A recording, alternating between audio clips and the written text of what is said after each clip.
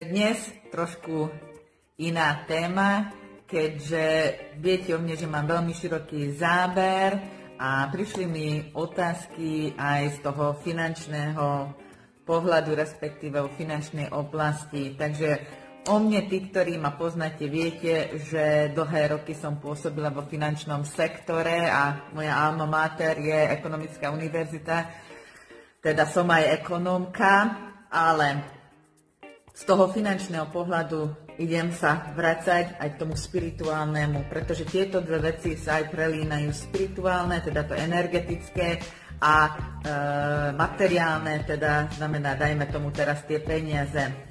A niekto mi napísal teda, že bohatý nič nedá zadarmo a chudobný dá aj to posledné.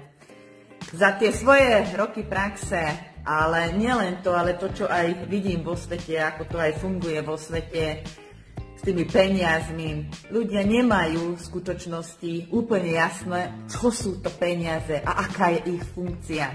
Pretože bohatý, to nie len bohatý preto, lebo nedá nič zadarmo, ale preto, že má v hlave jasno, že na tomto svete nič nie je zadarmo. A chudobný je preto chudobný, pretože dá aj to posledné. To nie je v tom, že on je nejaký super, že ti pomôže, on ti pomôže